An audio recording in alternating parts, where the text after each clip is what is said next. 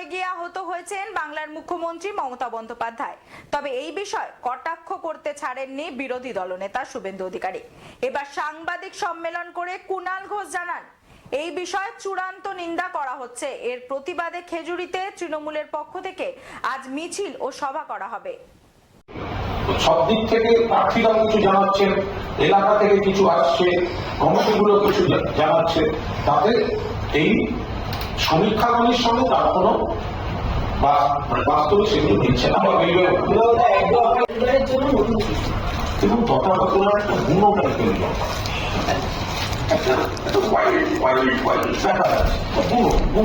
এখন অভয়ারণ্য থাকবে না পূর্ণ জঙ্গলে থাকেন সেটা আমার পক্ষে বলা মুশকিল। ওনাকে ওনার দলই পাত্তা দেয়, ওনাকে ওনার দলই ধরে না। উনি আপন মনে প্রাসঙ্গিকতায় থাকার জন্য এই কথাগুলো বলে যায়। আমাদের দল দেখে যথাযথ অ্যানালিসিসের পর জানাবে। আর এই মানে কি যে এক দেশ এক ভোট তাহলে 21 সালে যখন বাংলা বিধানসভা নির্বাচন দলে লোকসভা নির্বাচন করেই নিল না কেন, 26 সালে যখন বাংলার ভোট হবে তাহলে তখন করে নেবে না কেন? মানে দিল্লির সরকার 5 বছর থাকবে আর বাকি সরকারগুলো যখন ইচ্ছে ভেঙে দেবে। এটা এত সরলীকরণ করে দেখা যাবে না। নানা ভাষা, নানা মত, নানা পরিধান, টিভিদের বাজে দেখো বিলন মহান। আমাদের দল পুরোটা খতিয়ে দিচ্ছে সেই মনে করে সিদ্ধান্ত। আমরা তো 8 দফায় ভোট দেখেছি বিধানসভার সময়। 8 দফায় ভোট কি হয়েছে? যত বেশি ভোট হয়েছে, যত দফায় এগিয়েছে, তত বেশি বিজেপি এনেছে। তো সুতরাং আমরা চাই 1 দফাতেই ভোট হোক, কিন্তু ওরা যদি জোর করে যেটাই দেবে সেটাতেই ওরা হারবে। ভোট হবে, ওরা হারবে। এবার কোন তারিখে হবে, কতগুলো তারিখে হবে, সেগুলো ওদের ব্যাপার। ভোট হবে এটা ঠিক, বিজেপি হারবে এটা ঠিক। ভোট হবে এটা ঠিক, 30 থেকে 35 তৃণমূল জিতবে এটা ঠিক। এবার কদফায় ওরা হারতে চায় সেটা তো ওদের ব্যাপার, ওরা কদফায় হারতে চায়। আমরা পরিষ্কার বলছি যে কোন এইগুলোর সঙ্গে আমাদের অভিজ্ঞতা মিলছে না, এই সমীক্ষাগুলির সঙ্গে আমাদের অভিজ্ঞতা মিলছে না। অন্তত 30 থেকে 35 তৃণমূল কংগ্রেস পাবে, বাম এবং কংগ্রেস শূন্য পাবে। বিজেপির আসন বাকিগুলি থেকে কতটা কমানো যায় সে লড়াই তৃণমূল দিতে শুরু করেছে। 42-এ 42 টার্গেট। সেন্ট্রাল ফোর্সগুলো যত আসবে তাদেরকে আমরা বিভিন্ন জায়গায় বোঝাবো। আপনি দেশের বাড়িতে কি দেখুন আপনার মেয়ে কন্যাশ্রী পাচ্ছে কিনা, আপনার বাড়িতে লক্ষ্মী ভান্ডার আছে কিনা, আপনার বাড়িতে স্বাস্থ্যসাথী আছে কিনা। সেন্ট্রাল ফোর্সরা তো আগের বারও মুক্ত হয়ে গেছে। এই যে বিভিন্ন জায়গায় আছে তাদের বাংলার উন্নয়ন থেকে মুক্ত হয়ে গেছে। তো ফলে সেন্ট্রাল ফোর্স যত বেশি ওরা পাঠাবে তত বেশি আরো বেশি করে বিভিন্ন রাজ্যের মানুষ এসে দেখবেন এখানে কত ভালো করে কাজ হয়। ওরা কত ফোর্স পাঠাবে, কি পাঠাবে এটা বড় কথা না। আমাদের সঙ্গে জনগণের শক্তিটা আছে, জনগণের আশীর্বাদটা আছে। আমাদের অভ্যন্তরীণ বিভিন্ন জেলা থেকে যে মূল্যায়নগুলি আসছে তার উপর দাঁড়িয়ে আমাদের একটা, আমরা তো এখনো সবার ক্যান্ডিডেট লিস্ট পাইনি, তৃণমূল ক্যান্ডিডেটরা নেমে গিয়েছে, তাদের সারা সেই সব দেখে আমাদের এলাকার যে সমস্ত বুথ কমিটিগুলি আছে বা ইত্যাদি ইত্যাদি সবাই মিলে যেটা করছে 30 থেকে 35 আমরা পাবো। কোনো সমীক্ষা মিলবে না। সিপিএম এবং কংগ্রেস শূন্য, অধীর রঞ্জন চৌধুরী জিতবেন না। এবার বাকি রইল যে আসনগুলি, সেখানে বিজেপিকে কত কম জায়গায়, কত পরিসর তাদের ছোট করে দেওয়া যায়, সেই লড়াইটা ভোটের প্রচার যত এগোবে তত তৃণমূলের দিক থেকে সেই লড়াইটা চলবে। মানে দলের মানে চেঞ্জ হয়ে গেছে। এটা ভোটে প্রমাণিত হবে। এই মুহূর্তে আমাদের দলের শ্রেষ্ঠ প্রার্থী পার্থ ভৌমিক, মমতা বন্দ্যোপাধ্যায় প্রার্থী, অভিষেক বন্দ্যোপাধ্যায় প্রার্থী, দলের প্রার্থী। কোনো কারণে অর্জুন সিংকে টিকিটটা দেওয়া যায়নি, প্রার্থী করা যায়নি। এটা রাজনীতিতে হতেই পারে, একটি আসনে একাধিক ইচ্ছুক থাকতেই পারে, কিন্তু সিট তো একটা। ফলে বাকি কেউ হয়তো পাননি বা কিছু কোনো হয়েছে। অধিকাংশ ক্ষেত্রেই সেখানে সকলেই পার্টির প্রার্থী ঘোষণার পর তারা নেমে পড়েছেন দলের কাজে। এখন কারোর যদি মনে হয় না আমি ভোটে লড়বই, দরকার হলে আমি অন্য দলের হয়ে লড়বো, সেটা সম্পূর্ণ এবার মানুষ এই দলবদল, ঘন ঘন দলবদল, টিকিটের জন্য দলবদলটা গ্রহণ করবেন কি করবেন না, মানুষ নিশ্চয়ই বিচার করবেন, কিন্তু বিপুল ভোটে পার্থক্য হচ্ছে। যদি শাহজাহানের দেখুন, এই অ্যারেস্ট গুলো সবটাই একটা রাজনৈতিক প্লট অনুযায়ী চলছে। আপনি ইভেন ইলেকশন বন্ডের ক্ষেত্রে দেখুন, আজকে সকলের সামনে চলে আসছে, প্রথমে কোনো সংস্থায় যাচ্ছে সিবিআই বা ইডি, পরবর্তীকালে দেখা যাচ্ছে সেই সংস্থা প্রচুর পরিমাণ বন্ড কিনছে, তার পরবর্তীকালে দেখা যাচ্ছে সেই সংস্থাকেই আবার কেন্দ্রীয় সরকার একটা বিরাট অঙ্কের সরকারি কোনো কাজের বরাদ দিচ্ছেন। এর থেকে খুব স্পষ্ট বোঝা যায় যে সিবিআই ইডিকে প্রথমে পাঠানো হলো, চাপ তৈরি হলো, তাকে দিয়ে বন্ড কেনানো হলো, এরপর আবার সরকারি বরাদ দিয়ে সেটা পুষিয়ে দেওয়া হলো। এবার সেই টাকাটা কোথায় যাচ্ছে এটা বুঝতে কারো অসুবিধা হচ্ছে। এটা কতটা প্রভাব করবে আপনাদের কাছে? দেখুন, মমতা বন্দ্যোপাধ্যায় নিশ্চিতভাবেই একটু সুস্থ হয়ে নিয়ে প্রচারে অংশগ্রহণ করবেন। তৃণমূল কংগ্রেস শিবিরের তিনিই নেত্রী। আবার মমতা বন্দ্যোপাধ্যায় এমনই একজন নেত্রী, বাংলার মানুষ যদি শুধু বার্তা পেয়ে যায় ইনি মমতা বন্দ্যোপাধ্যায়ের প্রার্থী, এই সিম্বলটা মমতা বন্দ্যোপাধ্যায়। এবার মমতা বন্দ্যোপাধ্যায় জলপাইগুড়িতে থাকলেও কাঁথি মানুষ ভোট দেবেন, রায়গঞ্জে থাকলেও মথুরাপুরের মানুষ ভোট দেবেন, পুরুলিয়াতে থাকলেও মুর্শিদাবাদের মানুষ ভোট দেবেন। মানে মমতা বন্দ্যোপাধ্যায় ঠিক কোথায় থাকছেন তার থেকে বড় কথা মমতা বন্দ্যোপাধ্যায়ের প্রার্থী, মমতা বন্দ্যোপাধ্যায়ের দল। তবে মমতা বন্দ্যোপাধ্যায় সুস্থ হওয়ার পর কটা দিনের মধ্যেই তিনি পুরোদস্তুর মানুষের সামনে ভোট প্রচারের দলকে নেতৃত্ব গতকাল বা এই ধরনের যে কাজকর্মগুলো চলছে ওগুলো সবটাই রাজনৈতিক একটা প্লট অনুযায়ী বিজেপির নির্দেশে। কিন্তু বিজেপির চেয়ে সব করবে না, সেটা তো সবাই দেখতে পাচ্ছে। বিজেপির থেকে তৃণমূলের যে হয়নি, বিজেপির পর বিজেপির পরে যদি কোনো কোম্পানিগুলি যদি দেখতে পায় এই ধরনের অভিযোগ, এই যে সিবিআই ইডি পাঠিয়ে চাপ সৃষ্টি করা, সেসব তো তৃণমূলের ক্ষেত্রে বা অন্য দলের ক্ষেত্রে প্রযোজ্য নয়। ফলে ওই বিষয়টা শুধুমাত্র বিজেপির ক্ষেত্রেই প্রযোজ্য, আর বাকিদের ক্ষেত্রে ইলেকশন বন্ড এটা তো বিজেপি তৈরি করে দিয়েছে স্বচ্ছতার জন্য। ফলে সেই ক্ষেত্রে যদি কোনো কোম্পানি মনে করেন যে তারা অমুক দলকে সহযোগিতা করবেন স্বচ্ছভাবে, আইনিভাবে, কেন্দ্রীয় সরকারের তৈরি করে দেওয়া আইন অনুযায়ী, তাহলে সেটা হতেই পারে। কিন্তু সিবিআইডি ব্যবহার করে যে টাকা তোলা, এটা তো অন্য কোনো দল, তৃণমূল বা অন্য কোনো দল এই সুযোগটা পাচ্ছে না। তারা তো এই কাজগুলো করেনি, এই কাজটি তো বিজেপি করে রেখে দিয়েছে। যদি আমি অর্জুন কাঞ্চন মনে আছে বিজেপিতে? কামিনী কাঞ্চন কত কত রায় বলেছিলেন বিজেপির বিরুদ্ধে। কামিনী কাঞ্চন, মহিলার টাকা চলে বিজেপিতে। উনি আগে সেগুলোকে ব্যাখ্যা দিন, ভাব সম্প্রসারণ করুন, ভাব সম্প্রসারণ। ফলে এই ধরনের অপসংস্কৃতিমূলক, রুচি বিরুদ্ধ, মহিলাদের অপমান করা।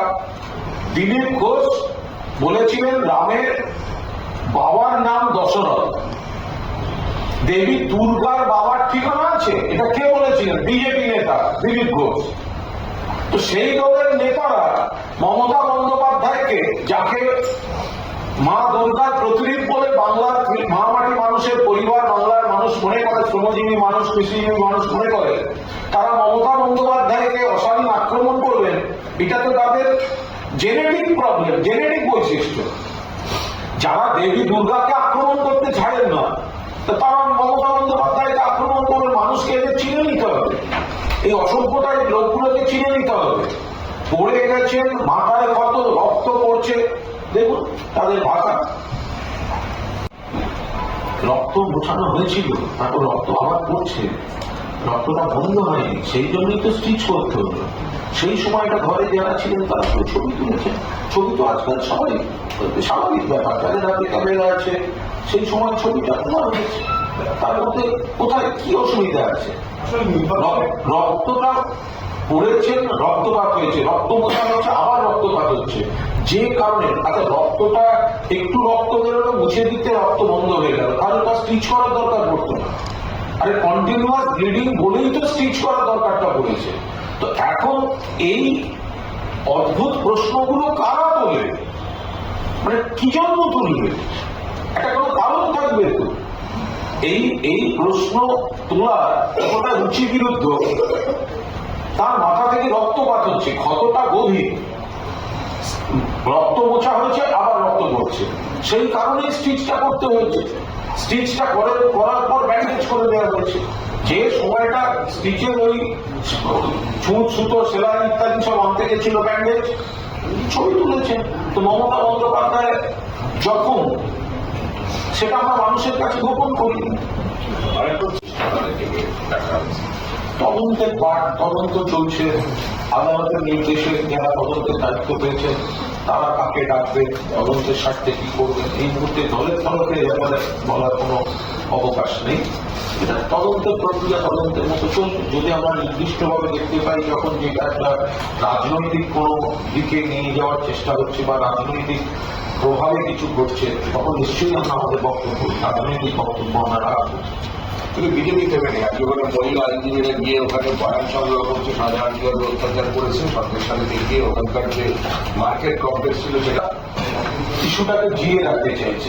সন্দেশখালীতে যদি কোথাও কোনো সমস্যা থাকে, কোনো অপরাধ থাকে, সরকার ব্যবস্থা নিয়েছে, পুলিশ ব্যবস্থা নিয়েছে, গ্রেফতার হয়েছে, দল ব্যবস্থা নিয়েছে, জমি ফেরতের ব্যবস্থা নিয়েছে, যারা 164 দিতে চান তাদের ব্যবস্থা হয়েছে। ফলে ওই জায়গায় ন্যায় বিচার প্রতিষ্ঠিত, এলাকা শান্ত, মানুষ তৃণমূল কংগ্রেসের সঙ্গে আছেন। যদি কোথাও কোনো বিচ্ছিন্ন ভুল ত্রুটি থাকে সেগুলি সংশোধন করা হয়েছে। ফলে বিরোধীরা ইস্যুটিকে বিভ্রান্তি ছড়াবার জন্য একটু বাঁচিয়ে রাখতে চায়, তারা মরিয়া হয়ে সেই ধরনের চেষ্টা করছে, কিন্তু তাতে মানুষ সাড়া দেবে না। সেগুলো আমরা সেটা যদি আনুষ্ঠানিকভাবে কিছু এর রিপোর্ট প্রকাশ করার হয়, সেটা নিশ্চিতভাবে দল সময় নিয়ে নির্দিষ্ট সময় সেটা পাবলিকের সামনে আনবে।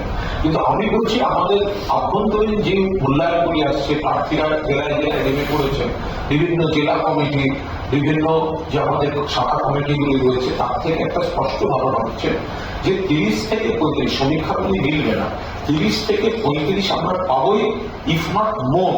এই মোরটা কতখানি হতে পারে? কিছু জায়গায় ধরুন বিজেপির পুরনো যারা টিকিট পায়নি তারা যোগাযোগ করছে যে আমরা তৃণমূলের সঙ্গে এবার কাজ করবো, সেটা সারা বাংলার বিভিন্ন জেলায় সেই জিনিসটা হয়েছে। বিজেপি হুগলিতে, বিজেপি ব্যারাকপুরে, এরকম উত্তরের একাধিক জায়গায় যারা পুরনো বিজেপি আছে তারা বলছে আমরা চাই না এই বিজেপির এই প্রার্থী জিতুক। ফলে এই সবগুলোই তো আমাদের রিপোর্টের মধ্যে আসতে শুরু করছে আস্তে আস্তে, এবং এটা যত দিন এগোবে তত বেশি করে এটা বাড়বে। তার সঙ্গে নরেন্দ্র মোদী, অমিত শাহ যত বেশিবার বাংলায় আসবেন তত আমাদের সুবিধা। অধিকারী পরিবার, প্রাইভেট লিমিটেড 3 জন যারা রয়েছেন, 3 ভাই, তো যত বেশি এরা মুখ দেখাবে, শুভেন্দু মুখ দেখাবে, তত বেশি করে দুর্নীতি, স্বজন পোষণ, পরিবারবাদ এগুলো আরো বেশি করে এস্টাবলিশ হবে।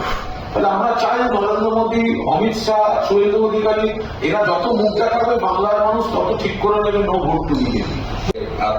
আমরা আবার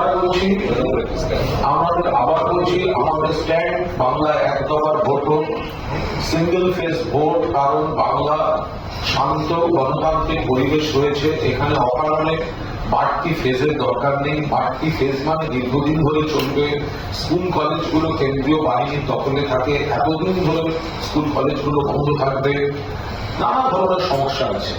আর গতবার তো 8 দফা ভোট করে ওরা দেখেছেন যে কিভাবে তারা পরাজিত হয়েছে, বিজেপি তৃণমূল জিতেছে। ফলে আমরা চাই 1 দফায় ভোট। আর একটা কথা বলে রাখি, এই টুকটাক কিছু সমীক্ষার কথা আমাদের নজরে আসছে। আমরা খুব পরিষ্কারভাবে বলি, এখন এই মুহূর্তে আমাদের দলের যা অভ্যন্তরীণ খবরাখবর, যে সমীক্ষাগুলির কথা বলা হচ্ছে, আমরা বলছি আরো কিছু সময় যেতে দিন। আমরা নিশ্চিত এই সমীক্ষাগুলি আর যত দফাতেই ভোট হোক, আলটিমেটলি তৃণমূল কংগ্রেস 30 থেকে 35টি আসন পেতে চলেছে লোকসভায়। কোনো সমীক্ষা মিলবে না। যারা বিজেপিকে একটু বাড়তি বা একটু বেশি দেখাচ্ছে, তাদের সমীক্ষা মিলবে না। প্রথম কথা উন্নয়ন, দ্বিতীয় কথা বিজেপির প্রার্থী তারা গ্রহণযোগ্য নন। বিজেপি প্রার্থী নিয়ে প্রবল রোষ, তারা গ্রহণযোগ্য নন। গোষ্ঠীদ্বন্দ্বে বিজেপি ফুটিফাটা, বিজেপির কোন সংগঠন নেই। আর বাংলার মানুষ উন্নয়ন পেয়েছেন মমতা বন্দ্যোপাধ্যায়ের সরকারের কাছ থেকে। আর শীত, গ্রীষ্ম, বর্ষা তৃণমূল কংগ্রেস ভরসা পাশে আছে। ফলে আজকে যত দফাতেই ভোট হচ্ছে বাংলায়, আমরা বলেছি এক দফায়, সেটাই ভালো হয় বা ভালো হয়। যত দফাতেই ভোট হোক আর যে জেলা সমীক্ষা করুন, 30 থেকে 35 আসন তৃণমূল কংগ্রেস বাংলার বুকে 42টি আসনের মধ্যে পেতে চলেছে। আমরা 42 টার্গেট করে এগোচ্ছি, কিন্তু 30 থেকে 35 আমরা নিশ্চিত ভাবে পাচ্ছি। আর কতটা এগোনো যায়, কংগ্রেস এবং সিপিএম শূন্য পাবে, শূন্য, তারা কোনো আসন পাবে না। এবং বিজেপি তাদের 2টি, 3টি, 4টি সিটের মধ্যে কিভাবে সীমাবদ্ধ রাখা যায়, সেটা আপনারা ভোটের দিন দেখতে পাবেন। পুরোদস্তুর তৃণমূলই আছে। এই বাকি যে 7-10টা আসন, তার মধ্যেও হাড্ডাহাড্ডি জায়গায় চলে যাবে, তার মধ্যেও আবার তৃণমূল কংগ্রেস জিতবে। 30 থেকে 35 আমরা 42 টার্গেট করে এগোচ্ছি। ওরা কোন 2-3টে যদি আদৌ পায়, সে ভোটের পথ দেখা যাবে। ছিটকে ছাড়তে 2-1টা হয়তো বেরিয়ে গেল, 500 ভোট, 1000 ভোট করছে। 2-3 জন থাকবে। বিজেপিতে ভোট দিয়ে করবেটা কি? যে জিতবে সে কি বিজেপিতে থাকবে? আলটিমেটলি সিপিএম কে ভোট দিয়ে কি লাভ? যারা কেন্দ্রের সরকারে যায় না। সিপিএম কে মানুষ ভোট দেবে কেন? কেন্দ্র সরকারে যাবে না, প্রধানমন্ত্রী হতে বললে পালিয়ে যাবে। 1996, 2004 কেন্দ্রীয় সরকারে যেতে বললে যাবে না। তাহলে লোকসভা নির্বাচনে সিপিএম কে ভোটটা দেবে কেন? বলবে কেউ ভোট নষ্ট করবে না, তৃণমূলকে ভোট দেবে। কারণ হয় সরকার গঠন করবে, সরকারকে নেতৃত্ব দেবে, অথবা সরকারের প্রাণভোমরা নিয়ন্ত্রক হবে, অথবা সরকারের নীতি ঠিক করবে এবং বাংলার অধিকারটা অর্জন করে আনবে। এই কারণে তৃণমূল বিজেপিকে নয় কেন? বিজেপি বাংলাকে দেখবে না। তাই বিজেপি 10 বছরের বিজেপি সরকার বাংলা থেকে একটা পূর্ণ মন্ত্রী দেয়নি। বাংলাকে শুধু সংখ্যাতত্ত্ব হিসেবে ব্যবহার করে। বিজেপি আগে ব্যাখ্যা করুন নরেন্দ্র মোদী, গত 10 বছরে বাংলা একটা পূর্ণ মন্ত্রী পায়নি কেন? তাহলে বিজেপি যাদেরকে জেতাচ্ছে তাদের মন্ত্রী হওয়ার যোগ্যতা নেই। বিজেপি যাদেরকে জিতিয়েছে আপনারা 10 বছরে পূর্ণমন্ত্রী হওয়ার যোগ্যতা নেই। তাহলে বাংলা থেকে, যে বাংলা অতীতে একাধিকবার কেন্দ্রে পূর্ণমন্ত্রী পেয়েছে, কত কাজ করেছে, মমতা বন্দ্যোপাধ্যায় তো নজিরবিহীন কাজ করছে। তো তাহলে দিলীপ ঘোষ পূর্ণমন্ত্রী হয়ে গেল। এত কথা বলে ন্যাশনাল ভাইস প্রেসিডেন্ট ছিল, পূর্ণমন্ত্রী নয় কেন? কারণ দল মনেই করে না যোগ্য। তাহলে যে বিজেপির এমপিদের তাদের দল গত 10 বছরে একটা ক্যাবিনেট দেয়নি, সেই বিজেপিকে ভোট দেবেন? বিজেপির যে এমপিরা কেন্দ্রে গিয়ে বলেনি বাংলায় 100 দিনের কাজের টাকা পাইয়ে দিন, যারা কাজ করেছে বাড়ির টাকা দিন, তাদের ভোট দেবেন? দেবেন না। কংগ্রেস বলে কিছু হয় না, ভূতেরও ভবিষ্যৎ আছে কংগ্রেসের নেই, এর আছে। সব 42টা আসলে প্রার্থী নেবে কি? গোটা রাজ্যে 42টা লোক নেই হবে। তো সেই জায়গায় দাঁড়িয়ে তৃণমূল কংগ্রেস 42 টার্গেট করে এগোবে। আমরা কনফিডেন্ট 30 থেকে 35 আমরা জিতছি। 42 টার্গেট করে এগোবো, দেখা যাক আমরা কতটা এগোতে পারি। অঘটন ঘটাবে এবার বাংলার মানুষ, এবার অঘটন ঘটাবে। এরকম হতে পারে তৃণমূল 37-38 পাস করবে, মিলিয়ে দেবেন সেটা।